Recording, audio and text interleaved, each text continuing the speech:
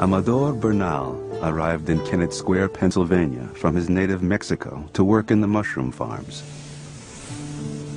He was 21 years old. 40 miles south of Philadelphia, Kennett Square claims the title Mushroom Capital of the World.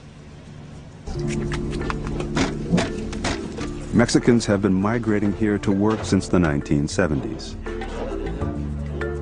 They make up almost 1/4 of the town's population.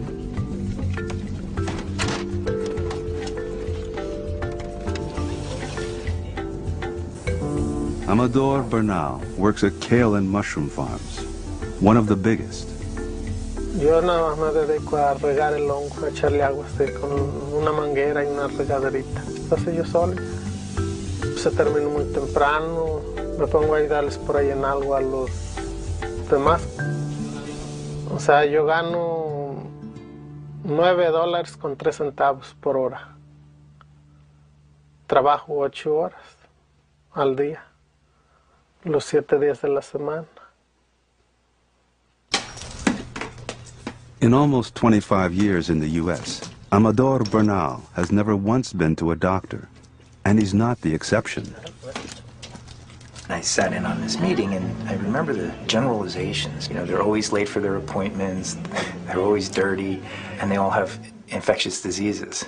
And I thought to myself, having worked now for several years with the Mexican population, that, boy, where were they getting these generalizations from?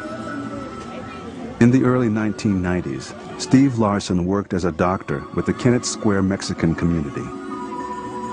And I had several thousand patients I would see, so I had the data crunched. And I pulled it out in this meeting, and I said, well, you're actually quite wrong. These are young, healthy people, for the most part. They're not here to drain the system. So that's a myth. Ratito, por favor. Health data gathered by researchers going door to door in Alameda County, California, mirror what Larson saw in Kennett Square.